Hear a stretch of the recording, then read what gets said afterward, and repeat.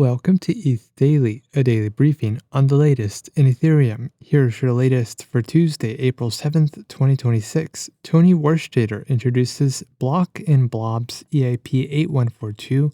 Biconomy introduces Smart Batching ERC-8211.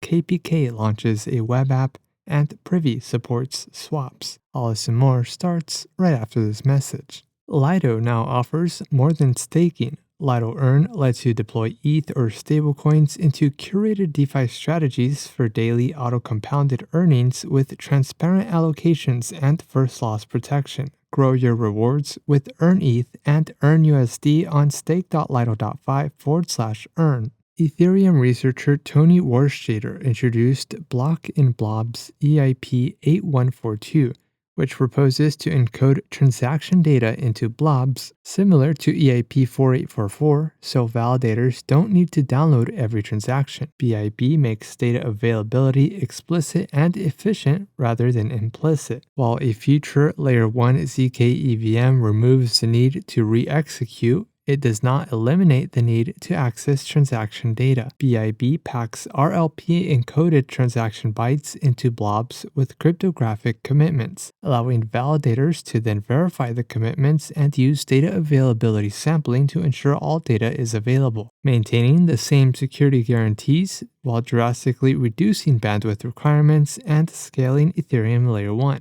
Biconomy, a cross-chain execution protocol, introduced Smart Batching ERC-8211, a proposed Ethereum standard that transforms transactions into dynamic multi-step programs. It enables on-chain agents and users to execute complex workflows with a single signature, without deploying custom contracts. The standard addresses the limitation of current static batching, where parameters are fixed at signing and can become outdated. Instead of hard-coding values, Smart Batches fetches real-time on-chain data, validates it against constraints, and executes only when predefined conditions are met. ERC-8211 enables full composable cross-protocol and cross-chain workflows, reduces failed transactions and leftover balances, and provides a shared execution standard for autonomous on-chain agents. KPK, formerly known as Karpetsky, a DAO treasury manager, launched the KPK app, a web interface for tracking and allocating assets across KPK yield strategies. The app features live performance data across all strategies, risk tiers tailored to different user profiles, and unified position tracking across both vaults and funds. KPK currently offers two vault types.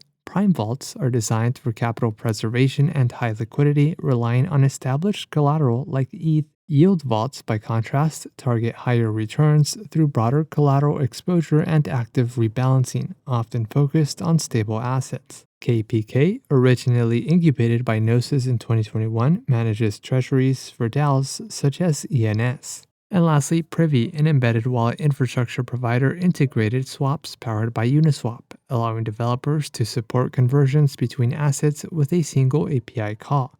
Privy abstracts away the complexity of routing, call data, slippage, and transaction execution while leveraging the Uniswap API for liquidity. Privy enables apps to embed crypto wallets using familiar Web2 login methods such as SMS, email, Google, X, and Farcaster. This has been a roundup of today's top news stories in Ethereum. You can support this podcast by subscribing and following us at ETH Daily. Also subscribe to our newsletter at ethdaily.io.